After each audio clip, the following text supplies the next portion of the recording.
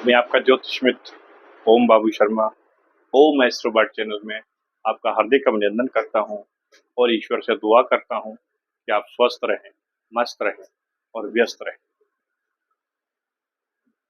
ग्रह गोचर की श्रृंखला में मंगल का राशि परिवर्तन जहां चर्चा का विषय बना हुआ है, वहीं हमारे शनि और मंगल का समसप्तक होना भी विचारणीय प्रश्न है। दोस्तों, शुक्र ने भी 26 जुलाई को अपना राशि परिवर्तन कर लिया है और ये अपनी स्वयं की वृषभ राशि से निकलकर पहुंच गए अपने प्रिय मित्र युवराज बुध की राशि में, मिथुन राशि में, जो कि आपके हॉरोस्कोप में बनती है छठवें घर।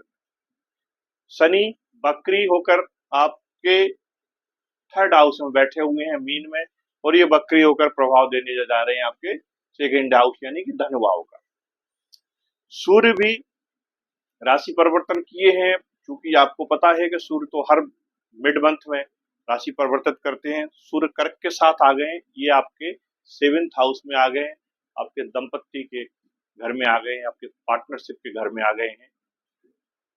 ये खलबली यहाँ पैदा कर सकते हैं, इससे आपको सावधान रहना है। बुध के साथ बैठे हैं, बकरी बुध के साथ बैठे हैं, बुध आदित्य योग बना रहे हैं।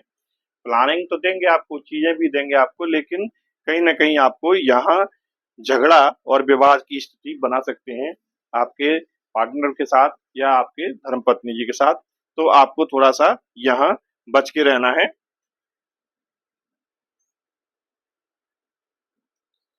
दूसरा जो है,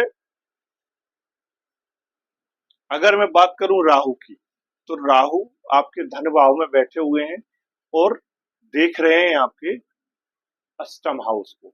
जैसा पिछली वीडियो में भी हम लोगों ने चर्चा की है और आपने जाना होगा कि जब राहु यहाँ से दृष्टि डालते हैं आठवें घर पर और यहाँ बैठते हैं दूसरे घर में और तीसरे घर में, राहु अच्छे रिजल्ट देते हैं, बढ़िया परिणाम देते हैं, नो डाउट। ये जब अष्टम हाउस पर दृष्टि डालते हैं तो कई बार हमको गड़ा हुआ धन, खोया हुआ पैसा, बिखरे हुए ससुराल के रिश्ते, इन सबको मैनेज करने का काम करते हैं। ठीक है, कई बार हम पेट्रोलियम के क्षेत्र में काम कर रहे हैं, कोई खनिज तत्व के का व्यापार कर रहे हैं, रत्नों का व्यापार कर रहे हैं, जो जमीन के अंदर या समुद्र के अंदर पाई जाने वाली चीजें हैं, उन सबको देने का काम राहु हमें यहाँ से करते हैं। देखिए, यहाँ जब बैठते हैं राहु सेकंड हाउस में, तो इनकी पांचवी दृष्टि छठवें घर पर जाती है, जो रोग रिपू ऋण का घर है। यहाँ भी राहु हमको अच्छे रिजल्ट देते हैं, हमको पराक्रमी बनाते हैं, साहसी बनाते हैं, कंपटीशन में हमें लड़ने की ताकत देते हैं। और कोर्ट कचहरी के भी कोई मामले हैं तो वहां भी जो है हमको फाइटिंग स्किल बढ़ाते हैं और वहां जीत दिलाने का काम करते हैं। यहाँ से पांचवी दृष्टि छठवें हाउस पर इनकी आ रही है, यहाँ गुरु महाराज विराजे हुए हैं, ये बुध की राशि में, और शुक्र भी बैठे हुए हैं।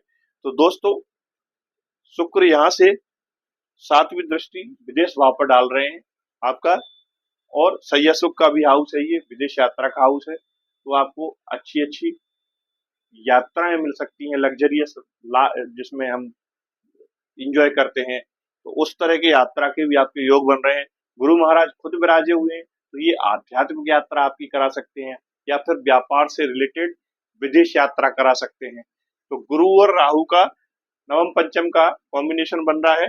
यदि आप अकाउंट करेंगे यहाँ से राहु से, तो पांचवें नंबर पर गुरु मिलेंगे, 1 2 3 4 5, और गुरु से यदि काउंट करोगे तो ये 9वें नंबर पे, यहाँ से गुरु से 1 2 3 4 5 6 7 8 और 9। तो नवम पंचम का जब योग बनता है, राहु और गुरु का आपस में कॉम्बिनेशन है। वैसे तो एक दूसरे की जब नजर जब वो एक दूसरे पर आती है तो उसको हम कई बार चांडाल दोष कहते हैं, कि चांडाल योग बन गया या चांडाल दोष बन गया, आपकी ग्रोथ रुक सकती है या आपको इसमें लॉसेस हो सकते हैं, क्योंकि राहु प्रिय राशि में बैठे हुए हैं। 11th हाउस मतलब 11वीं राशि कालपुरुष की राशि इच्छा पूर्ति की राशि होती है, हमको लाभ देने की राशि होती है, हमको धन देने की राशि होती है। तो लाभ देने वाली राशि में बैठे हुए हैं और धन के भाव में बैठे हुए हैं, तो इसमें तो कोई दो राय नहीं है कि आपको लाभ तो कराएंगे। वो कितना होगा वो डिपेंड करता है आपके अपने होरोस्कोप की पोजीशन में, कि आपके होरोस्कोप में, आपकी कुंडली में राहु बली होकर बैठे हैं या कमजोर होकर बैठे हैं, या मित्र राशि में बैठे हैं, या शत्रु राशि में बैठे हैं, ये आपको अपने होरोस्कोप में देखना होगा, या फिर किसी योग्य ज्योतिष को दिखाना होगा। हम लोग भी पर्सनल कुंडली का विवेचन और विश्लेषण करते हैं, उसकी एक निर्धारित शुल्क है। अगर आप लोग करवाना चाहें तो हमारा डिस्क्रिप्शन में आपको नंबर मिल जाएगा, टाइटल में आपको नंबर मिल जाएगा। आप व्हाट्सएप पर हमको डिटेल भेज सकते हैं, एसएमएस के माध्यम से हमारी टीम आपसे कनेक्ट कर लेगी और आपको सारी चीजें बता देगी। तो मेरे प्रिय मकर राशि वाले, 7.5 ईसा का दौर गुजर गया। शनि की 7.5 जो थी ना, उसने बड़ा रुलाया है लोगों को, बड़े दुख दर्द दिए हैं। मैं कहता हूं ऐसी स्थिति कर दी है बहुत से लोगों की, तो मरणासन स्थिति हो गई। मतलब जीवन से रुचि खत्म हो गई है, रिश्तों से रुचि खत्म हो गई है। मेरे पास ऐसे ऐसे हॉरोस्कोप आते हैं कि बाप बेटे में इतना बड़ा इशू खड़ा हो गया, पति पत्नी में ऐसा इशू खड़ा हुआ है, भाइयों का तो कॉमन मैटर।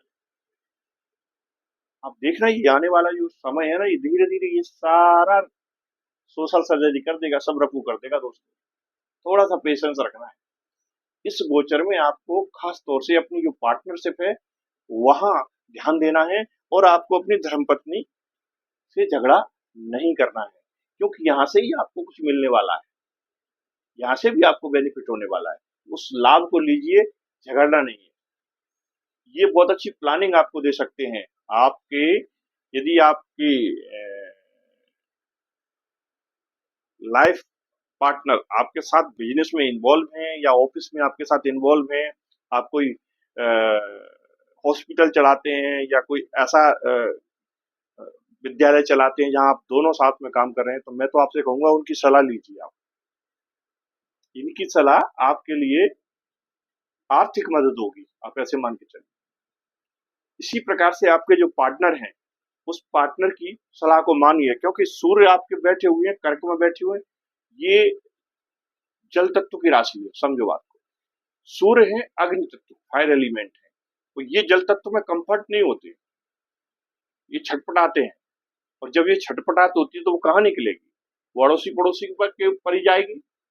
इसीलिए जो पाराशरी भरत पाराशरी होरा शास्त्र है, जिसको हम के बीपीएचएस बोलते हैं शॉर्ट फॉर्म में, इसमें कई जगह सूर्य के बारे में लिखा हुआ है कि नो डाउट सूर्य राजा हैं, सूर्य लीडर हैं, सूर्य यशस्वी हमको बनाते हैं, ख्याति देते हैं, सारी चीजें हैं। लेकिन जिस घर में बैठ जाते हैं ना, उस घर के रिश्तों को तबाह कर देते हैं, क्योंकि इनमें इतनी एनर्जी इतना तेज है कि इनके पास जो रहेगा, दो चीजें हैं। एक तो रिश्ते खराब करते हैं, अगर रिश्ते खराब नहीं करते तो वहां छवि खराब होती है।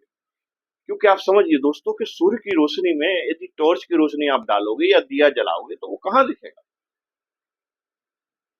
हम कहते हैं ना कि ये ग्रह अस्त हो गया, वो ग्रह अस्त हो गया, ये अस्त वस्त क्या होते हैं, ये बेसिकली सूर्य के नजदीक आते हैं, तो सूर्य के प्रकाश के सामने इनका ये हमें दिखाई नहीं देते, और जब दिखाई नहीं देते तो जाहिर सी बात है उसका असर भी हमको, क्योंकि ये एब्जॉर्ब कर लेता है इनकी एनर्जियों को सूर्य।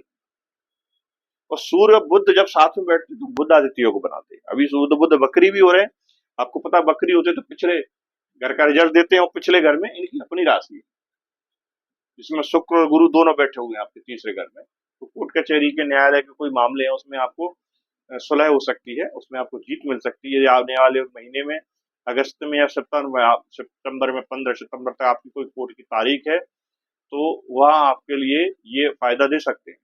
थोड़ा सा उपाय आपको करना होगा, हनुमान जी को जो चमेली का तेल होता है, उस चमेली के तेल में सिंदूर मिलाकर चढ़ाइए, और पंछियों को दाना डालिए। साथ ही साथ रामा तुलसी और श्यामा तुलसी इनके पेड़ लाइए, अपने घर में लगाइए। ये गोचर आपका बहुत अच्छा निकलेगा। इसके अलावा दोस्तों अभी आप देख रहे हो कि ज्यादातर जो यूट्यूब पर ज्योतिषी आ रहे हैं, मंगल के राशि परिवर्तन पर बात कर रहे हैं, शनि के वक्री होने पर बात कर रहे हैं, लेकिन शुक्र के राशि परिवर्तन की बात आपने कम सुनी होगी, उसका वीडियो आपने कम दिया होगा। जबकि ये जो प्लानिट है, ये जब सूर्य से, ये क्या है, बुध और शुक्र सूर्य के नियर अबाउट रहते हैं, लेकिन जब सूर्य से थोड़ा दूरी बनती है ना, ये अपना प्रभाव देते हैं अच्छे से, तो वो बेनिफिट आपको होने वाला है, वो लाभ आपको सूर्य कराने वाले हैं। मान लीजिए आपका कोई कोर्ट केस है जिसमें कंप्रोमाइज होना है, तो फेवर आपके में जाएगा, आपको पैसा मिलेगा। आपने कोई चेक बाउंस का केस लगा रखा है, किसी व्यापारी से आपको पैसा लेना है, किसी अन्य व्यक्ति से पैसा लेना है, तो आपके फेवर में जाएगा और आपको ये लाभ दिलाएगा। तो शुक्र की राशि पर उसके अलावा एक और बेनिफिट क्या होगा कि आपकी जो अपोजिट सेक्स है उससे आपको बेनिफिट मिलेगा। यदि आप पुरुष हैं तो आपको स्त्री के माध्यम से बेनिफिट होगा, यदि आप स्त्री हैं तो आपको पुरुष के माध्यम से बेनिफिट होगा।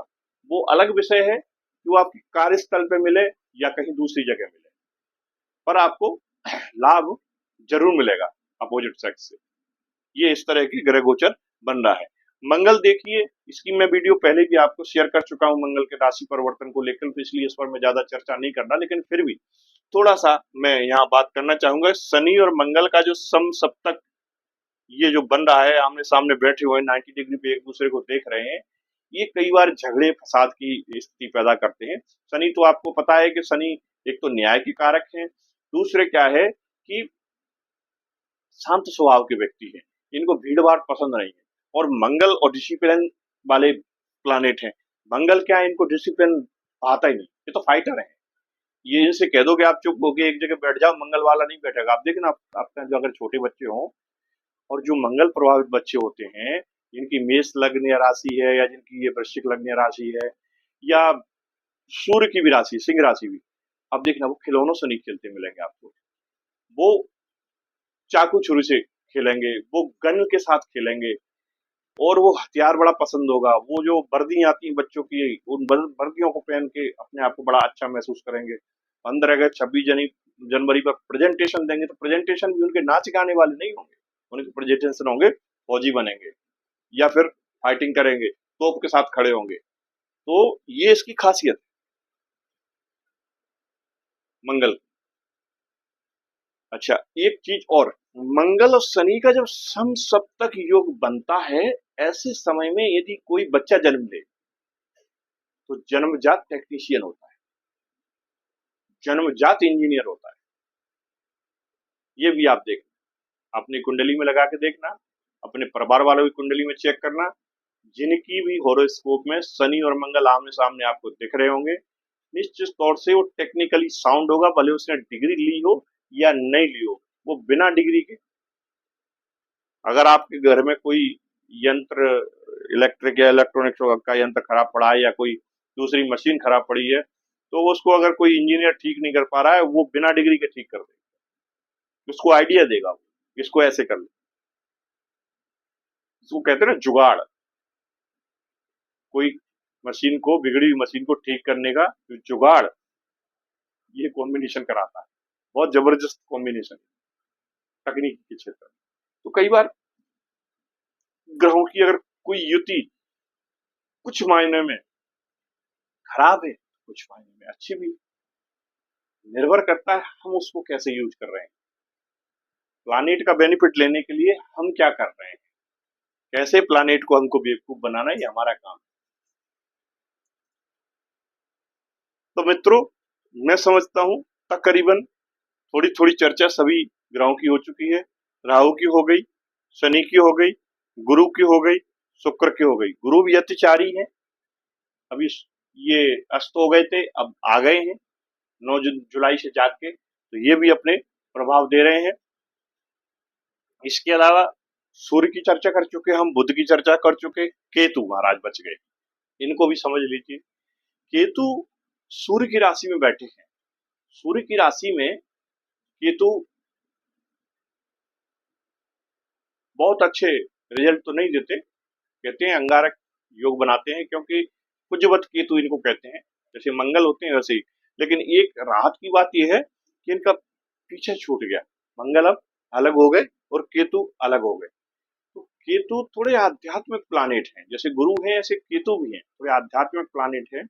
सांसारिक चीजों से, जो भौतिक जगत है, लौकिक संसार है, इससे थोड़ा सा हमको अलग करने की कोशिश करते हैं। ये कहते हैं तृप्त हो चुके हैं, यहाँ से हम जिस भाव में बैठ रहे हैं, इस वाम को कहते हैं यहाँ से हम अब तृप्ति है, अब आगे बढ़े। तो केतु जब यहाँ बैठते हैं तो यहाँ से कई बार ट्रांसफॉर्मेशन जैसी चीजें पैदा करते हैं, हमारे जीवन में कुछ बदलाव ले आते हैं। कई बार हम ट्रैक चेंज कर जाते हैं। कई बार ट्रैक इन द सेंस जो हमारा स्ट्रीम लाइन है, जिस लाइन में हम काम कर रहे हैं, कई बार उस लाइन से हम हट जाते हैं और दूसरी लाइन पकड़ लेते हैं, चाहे वो व्यापार का हो या जॉब का हो। तो कुल मिला के ये गोचर है दोस्तों। इतना ही, वीडियो लंबा हो जाता है। आप लोगों की शिकायत भी रहती है कि गुरुजी छोटी वीडियो बनाया करो। तो जो संक्षिप्त में सार है वो यही है कि ये जो गोचर है आपके लिए बेनिफिशियल है। थोड़ा सा जो सावधानी आपको बचना है वो यही है कि आपको ईगो से बचना है, आपको झगड़ा नहीं करना है परिवार में, कुटुंब में या अपनी पत्नी के साथ। उन रिश्तों की जो योग्यताएं है उसका आप बेनिफिट लीजिए, उसका लाभ लेने की कोशिश करिए, बजाय ईगो क्लश करने के, आपस में टकराने के कि मैं बड़ा कि तू बड़ा। वो उस चीज से बचिए। तो आपका ये गोचर बहुत अच्छा जाएगा। पिछली तकलीफों से ये राहत भरा गोचर है। मैं इतना ही कहूंगा आपसे, बकाया आप सामने देखेंगे और हम मिलते रहेंगे फिर अगले वीडियो में। तब तक के लिए वाणी को विराम देना चाहूंगा। कुछ भूल चूक लेनी देनी दोस्तों, माँ बाप की सेवा करें, गौ माता की सेवा करें, ये मेरा आपसे करबद्ध निवेदन है।